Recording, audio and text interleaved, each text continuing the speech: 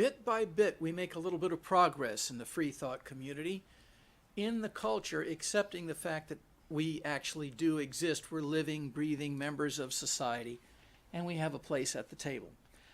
It happened here in the second week of August of 2016, a story we saw from Punta Gorda, Florida, where a woman was fatally shot by a policeman at a Citizens Academy simulation.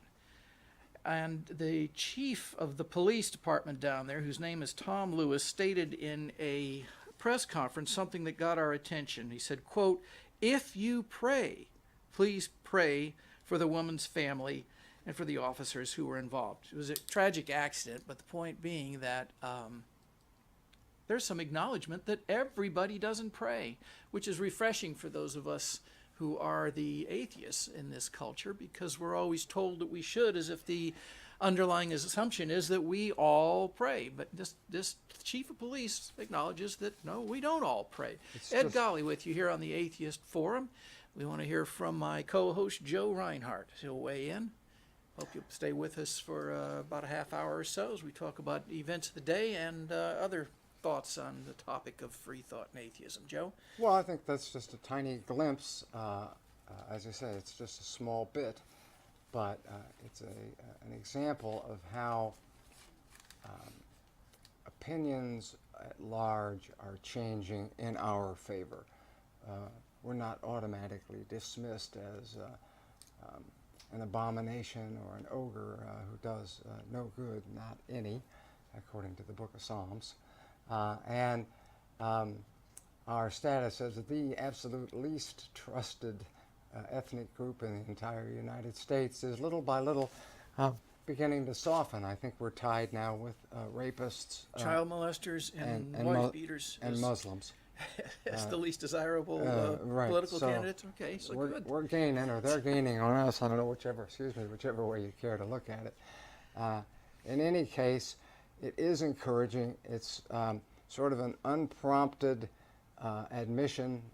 I wouldn't call it an unforced error, as in tennis, but it's an unprompted admission that, yes, there are other points of view, and not everybody wants to be buried in a cemetery full of crosses like Arlington or something of that nature. Normandy, exactly.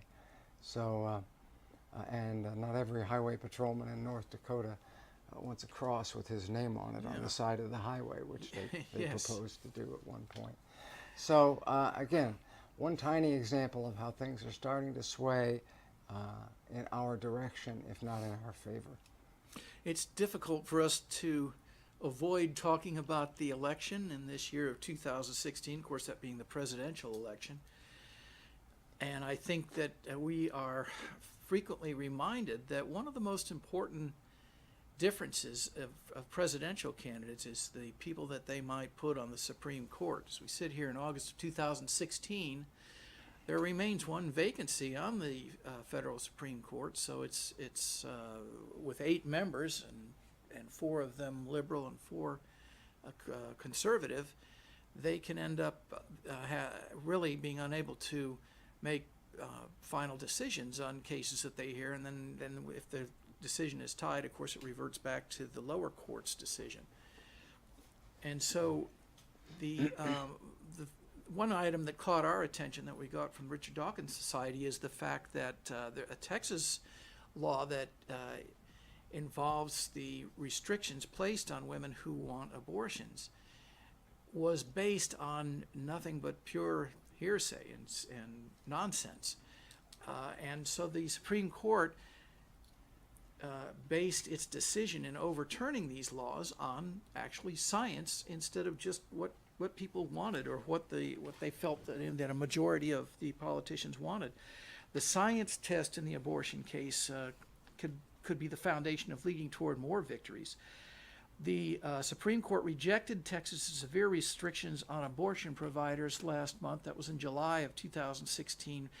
And it's been hailed because of the significance of their reliance on science, which was nearly as important as the ruling itself. Pro-choice forces are hoping Similar use of science can be used to push back against other restrictive rules, including requiring an ultrasound before an abortion. So, Joe, as you know, I'm sure you know, and many of our viewers do, that these bills were forcing women, or attempting to force women to get an ultrasound that they may neither need nor be able to pay for, and imposing a 24-hour waiting period, all just to try to gradually implement restrictions on abortion based exclusively on the religious beliefs of the legislators, who think that it should be outlawed completely.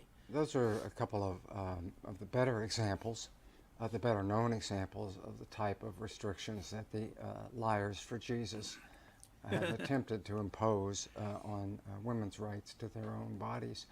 But if you checked, I saw a figure some weeks ago, but it was in the hundreds of laws that have been proposed in the various 50 states just this year, all of them designed just like the Texas law, only not as severe, to limit a woman's right to the choice as to whether or not to carry a child to term.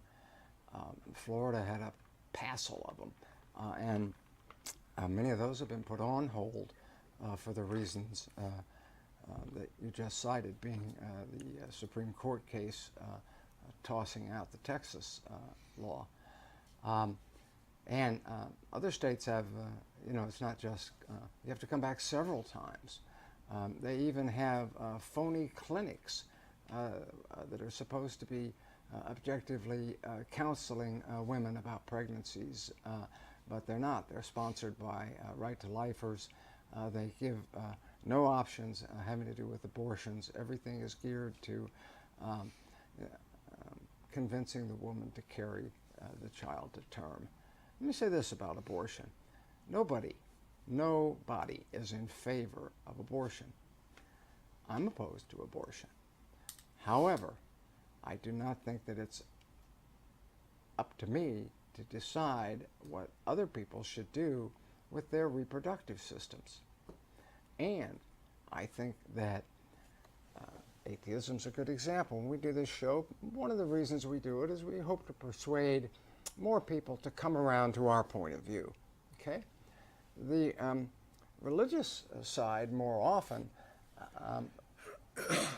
and they have far more resources to do this than we do, but having failed to persuade a person to come around to their point of view, they want to go out and get the courts and the state and the police to do it for them.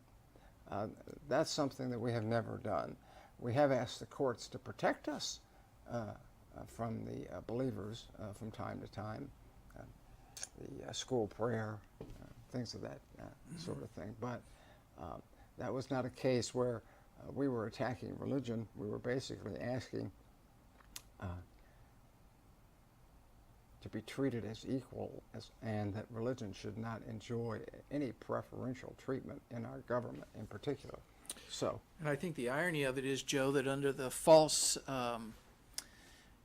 pretense that they are actually concerned about the health and safety and welfare of the woman, they're actually passing laws that really end up endangering those issues for women with these crazy laws that are really only being put on the books to help impose their religious ideologies on the entire community, including those of us who don't subscribe to them. This one paragraph is, I think, very well written. It says, in an opinion driven by science and data, Justice Stephen Breyer, who wrote for the majority in this decision, weighed the costs and benefits of the two provisions of the Texas bill at issue, the admitting privileges and ambulatory surgical center requirements, and found them wanting. They didn't accomplish anything. They had been able to get all this through the Fifth Circuit Court, they being the state of Texas, without facing any real challenge to their manufactured claims that those two provisions advanced women's health. So finally, Judge Breyer whipped out his figurative calculator and determined that those claims didn't add up. For starters, Texas admitted that it didn't know of a single instance where the admitting privileges requirement would have helped a woman get any better treatment. Completely bogus. And as for Texas's claim that abortion should be performed in an ASC, The judge pointed out that the state did not require the same of its midwifery clinics and that childbirth is 14 times more likely to result in death than an abortion. So it's very clear that it's strictly and exclusively the religious agenda that's pushing these laws. They couldn't care less about the health of the women. And what I was going to conclude by saying is that what we're seeing now is where we started out with this item, is that science is the trump card in making these decisions finally, and why it's so important to have judges on our courts who understand that, who will not weigh in on what it says in a medieval book that's 1,500 years old. In fact, doesn't even say that in the Bible, does it? There's no restriction on abortion anywhere in the Christian religion, No, as there far as I isn't. understand. As I've said in the past, there are instructions on how to induce an abortion in a case where you think that your wife has been unfaithful and may be carrying a child that is not your own. There are instructions to It's just remarkable. concoct this potion with the dirt off of the synagogue floor and the tabernacle floor and have her drink it. And if it causes an abortion, then it's too bad for you. It wasn't, it was a child Yes. was a consequence of adultery. Whereas if it doesn't cause an abortion, you're all set, and your husband can go right on beating you and abusing you in the manner that he sees fit. We want to take just a moment to tell you about Atheists of Florida, which is the organization that is responsible for this program, the Atheist Forum. We're headquartered in Tampa. We're a membership organization. Membership extremely attractive price-wise. And if you care to support our efforts as an atheist organization that now has been in operation for a quarter of a century, some of the advantages that you get from membership include your ability to vote for the directors of the organization. Check out books from our extensive library, or even pick up free books that we're happy to give out. You can participate in this program as either talent or crew. We'd love to have other opinions expressed on our program. Get free legal counsel for state church separation issues. You can get our printed newsletters, if you like, delivered to your doorstep by uniform messenger, or read it online free. And of course, we offer discounts on books and other merchandise and so on. So, and of course, a lot of people just simply like to support an atheist organization because Absolutely. They don't need a reason. Just send us all the money that you can't possibly stand to have in your pocket any longer. I will say this. We don't have any monoliths to gullibility that we have to support. We have very humble, very modest overhead. So virtually 100% of any money that comes into our organization gets spent on furthering the cause of atheism. None of it goes towards Ed and my private jets. None of it goes towards the frequent journeys, junkets that we take to Amsterdam and Las Vegas and Singapore on atheist business. Nope, it all goes to atheist causes. So just send it in, get yourself a wheelbarrow, bring it down here in cash. That'll be fine. We'll put it to good use, I promise you. and give you a letter And give you a letter. proving how much you donated. AOF.NGO is how you can find us on the internet. Also, if you have comments, insults, questions about anything we talk about on the program, we'd love to hear your feedback. And we can respond on future programs, so send us an email and tell us that you don't like Joe dressed in black, whatever you like. Come down We'd be and tell glad to us hear in from you. person. We'd be happy to have you on the show. Right. Joe, let's turn it over to you now. I think you have something that you want to delve into on this edition of the forum. Well, we were going to talk for just a minute or two about Trump, Donald Trump, and his understanding of the Second Amendment. Mm-hmm. He made a statement, I wish I had it word for word, but to the effect that if Hillary Clinton were appointing Supreme Court justices, that it'd be too late. There'd be nothing you could do about it. Of course, there are, the Second Amendment guys, and, well, I don't know, but that would be unpleasant. I think that's pretty close to what he said. I haven't misrepresented it in any way, shape, or form, but the point is that, and the Secret Service came to visit him about it, as a matter of fact. But the point is that he's basically calling for the assassination of a sitting president. He tried to back out of it, as he usually does, by saying, "Oh, that's not what I meant." Well, I have the exact quote here, Joe. Okay, read it. Hillary wants to essentially abolish the Second Amendment. He said this at a rally in Wilmington, North Carolina. And he says, by the way, and if she gets to pick her judges, nothing you can do, folks. Although the Second Amendment people, maybe there is. I don't know, unquote. So this, of course, is taken as the suggestion that he's saying that those of you who are armed to the teeth should go out and take care of Hillary. That was sort of the gut reaction interpretation of it. It's almost right? impossible to interpret that statement any other way. If in fact he meant that, if it were anybody but Donald Trump, he'd be on his way to Leavenworth right about now. But if he didn't mean it, it's still right up at the top of the list of disqualifying reasons for Donald Trump. The reason being that he bills himself as the best at everything, the most presidential, the most wonderful, the most fantastic. Well, he can't even adequately express himself coherently. And for a guy, again, with the nuclear codes, that doesn't work out very well. I can just see the situation where he's explaining to the head of the armed forces that when I said nuke the Chinese, I meant microwave last night's leftovers. Right. So we can't afford somebody who can't express a simple idea, especially when the ideas that he needs to express can have cataclysmic consequences. And of course, they are highly inflammatory. However, he may claim that he meant these remarks to be taken. If they do incite people toward violent responses to it, he bears that responsibility. Absolutely. Ask Gabby Gifford how that works. Mm-hmm. In fact, this article, the editorial from which I read the comments, was all about Prime Minister Yitzhak Rabin assassinated after his opponents delegitimized him as a traitor. Netanyahu was essentially doing the same thing to the conservatives in Israel, and some of them decided that they were patriots who needed to get rid of him. And so if Trump is in that same way inciting the conservatives and the Second Amendment advocates, even if he legitimately didn't mean that, he needs to choose his words a lot more carefully.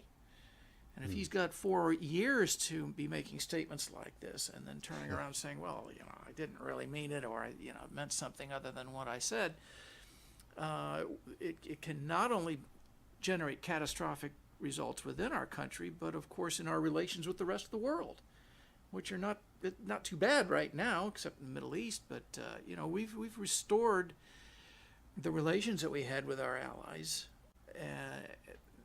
that were strained for a while, but he could certainly undo that damage in very short order. He doesn't need to be misunderstood too many times before it's too late to stop. Yes. So what else do you have for us, Joe? Well, not related to anything that we've been talking about so far. I wanted to talk a little bit about Robert Ingersoll. It's reminiscent, by the way, before we go to that, of when Giffords was shot, that Palin had put on her website the targets right. that of these people that she wanted to get out of office, but the targets were crosshairs. Yeah. And that goes back to the same thing. It's like she denied that it had any influence on the shooter it was just at all. Exactly. It was just a graphic.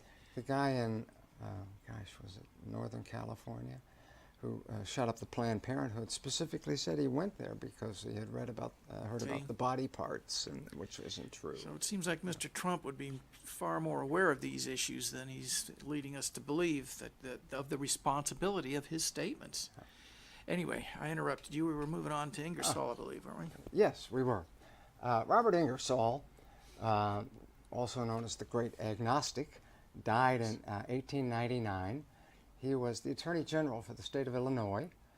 He also served as a colonel in the Civil War for the Union Army, and he wrote a 12-volume, well, it's actually, he made a number of lectures and speeches and various papers that weren't all put together, added up to 12 volumes, called the Dresden edition of his works. A very eloquent speaker. I won't go on too much about him, but his father was a fundamentalist Presbyterian minister, a Calvinist. Ingersoll's not too fond of John Calvin, and he explains why in his works. Not that we're going to talk about it this time, but the point is that he could stand up and talk for hours without any kind of notes, quote the Bible word for word, very totally accurate. He drew more people to hear him speak and debate than anyone in history prior to the invention of the radio. Yet today is almost unknown, because after his death there was a concerted effort, that goes on to this day, to remove his works and the works of other freethinkers from the public libraries. You know, you check out the book and it just never comes back, you know what I mean? And so he's probably one of the most famous men that you've never heard of, and that is Robert Ingersoll. And he talks about what does it take for salvation? What is God's plan for salvation? It would be important. I mean, what else do you want to know? You know, Yeah. Why else are you a believer if you're not, unless you're interested in salvation? So he starts with the book of Matthew. We're just going to read a few paragraphs from his article, his treatise on what does it take to be saved. You know, people can lose primary elections doing what you just did. Be careful. Yeah. Well, All right. I couldn't win as a professed atheist. No, Anyway. it does remind me of Judge Roberts and how at his confirmation hearings he could speak without any reference to notes or teleprompter. I was very impressed with the guy. I thought about the president who nominated him, who couldn't put two coherent sentences together in sequence using the English language. I thought something's wrong here somehow. But anyway, that's the past. Let us see what Matthew has to say, that what we must do in order to be saved. And I take it that if this is true, Matthew is as good an authority as any minister in the world. I will admit that he was with Christ for 3 years. The first thing I find upon the subject of salvation is in the 5th chapter of Matthew, and is embraced in what is commonly known as the Sermon on the Mount. It is as follows: Blessed are the poor in spirit, for theirs is the kingdom of heaven. Good. Blessed are the merciful, for they shall obtain mercy. Fine. Good. Whether they belonged to any church or not, whether they believed in the Bible or not. Blessed are the merciful, for they shall obtain mercy. Good. Blessed are the pure in heart, for they shall see God. Blessed are the peacemakers, for they shall be called the children of God. Blessed are they which are persecuted for righteousness' sake, for theirs is the kingdom of heaven. Okay, good. In the same sermon he says, Think not that I am come to destroy the law of the prophets, or the prophets. I am not come to destroy, but to fulfill. You know, this is important, because time and again when you talk to an apologist and you point out the atrocities in the Old Testament, of which the New Testament is worse, but we'll get to that. They say, oh, well, that was the Old Testament. They dismiss the whole thing. Right. The New Testament is a new covenant. Well, it's not a new covenant in that it erased the Old Testament. If that were true, we could just ignore the Ten Commandments right along with the 600 and some other laws that are given in the Old Testament. So Jesus makes it perfectly clear. I haven't come to change the Old Testament at all, not one dot, not one tittle. And in fact, the only thing I do want to change is that Moses was too harsh on the subject of marriage. Okay?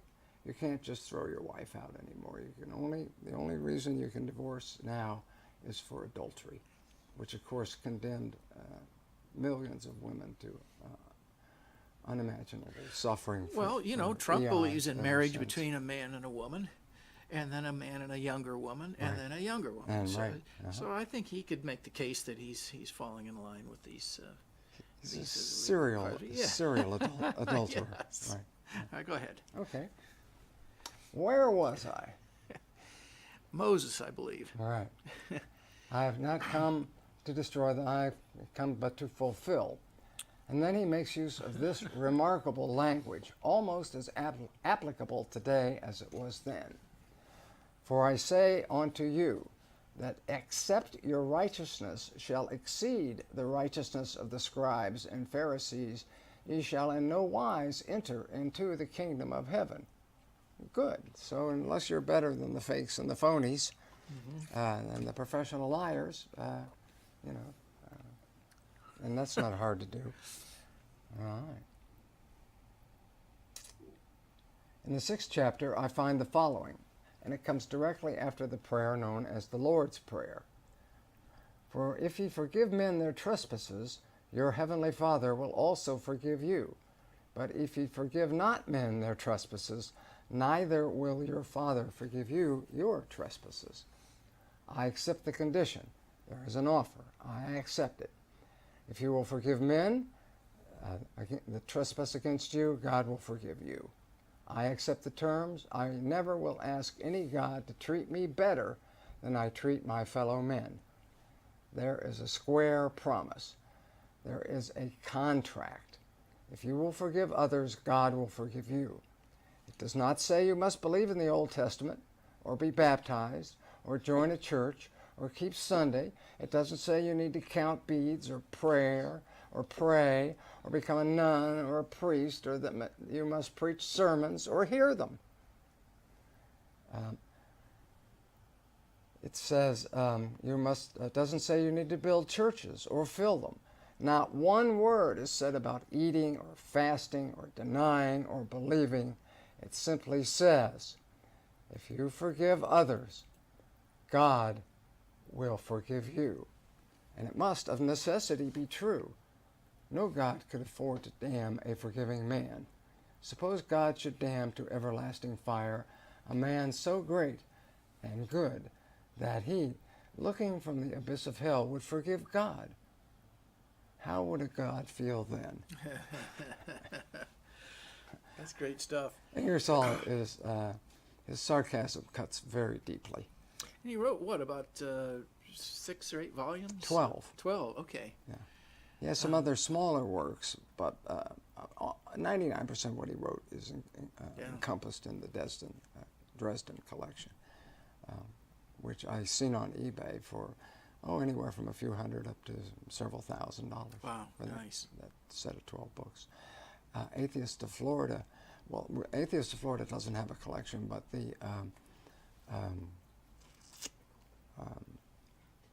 Matt Cooper Library has the complete 12-volume collection for anyone.